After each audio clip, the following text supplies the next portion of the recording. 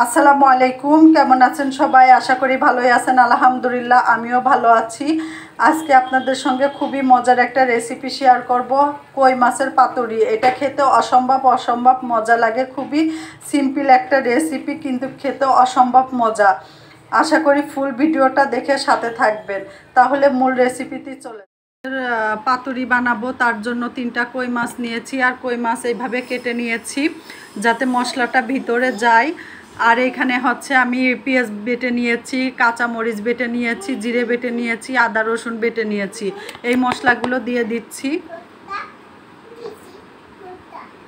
আর এখানে আমি হচ্ছে শুকনা মরিচ নিয়েছি, শুকনা মরিচের গুঁড়া নিয়েছি এখানে 2 চা চামচ, আর হচ্ছে পরিমাণ মতো হলুদ নিয়েছি, আর পরিমাণ মতো লবণ নিয়েছি। এগুলো দিয়ে আমি এখন এটা মাখিয়ে নেব ভালোভাবে।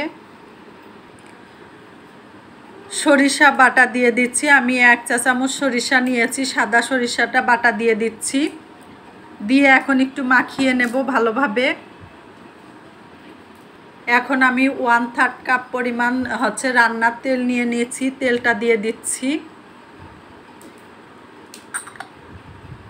দিয়ে তেলের সঙ্গে মশলাটা ভালোভাবে মাখিয়ে নেব।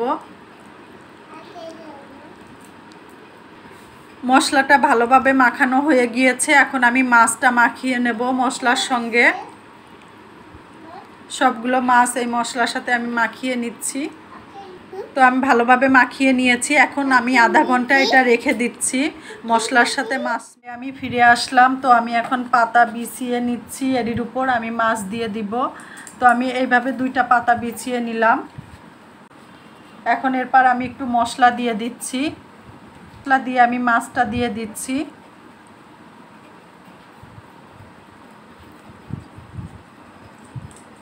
তো এর উপর আমি আরেকটা পাতা দিয়ে দিব। দিয়ে হচ্ছে মাছটা আমি সুন্দর করে হচ্ছে মানে বান্ধা ছাড়াই মাছটা আমি এইভাবে মুড়াই নিব। তো মুড়ানো পাশটা আমি এইভাবে দিয়ে দেব নিচের দিকে দিয়ে এইভাবে আমি মুড়াই নিব। এটা কিন্তু কখনোই খুলবে না।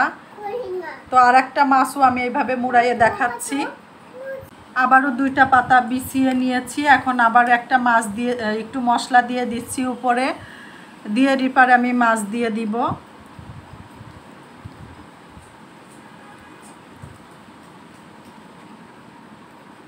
সেমভাবেই হচ্ছে উপরে পাতা দিয়ে এখন এই 2 পাশটা এইভাবে করে নিয়ে এভাবে মুড়াই নিলে কোনো হচ্ছে এটা খুলবে না। এখন এই পাশটা নিচের দিক দিয়ে দিতে হবে এইভাবে। তো আমার 2টা হয়ে গিয়েছে, আমি বাকিটা এইভাবেই করে নিব। এখন আমি পরিমাণ মতো পানি দিয়ে দিচ্ছি এর ভিতর সিদ্ধ করার জন্য। তো এই পরিমাণের পানি দিয়ে আমি হচ্ছে চুলোয় হালকা জালে রেখে দিব। এটা হচ্ছে ভাপেই হয়ে যাবে। এখন আমি উল্টিয়ে দিচ্ছি। এই যে আমার উল্টানো হয়ে গিয়েছে। এখন আর কিছুক্ষণ আমি আবার ভাপে রেখে দিব হালকা জালে। আমার পাতুরিটা কিন্তু হয়ে গিয়েছে। তো এটা তেল ছেড়ে দিয়েছে, আমি যে তেল দিয়েছিলাম সেই তেলটাই ছেড়ে দিয়েছে। তো এর কিন্তু পাতাটাও খাওয়া যাবে। হচ্ছে যে পাতা দিয়ে লাল পাতা দিয়ে পেঁচিয়েছিলাম ওই পাতাটাও কিন্তু খাওয়া যায়।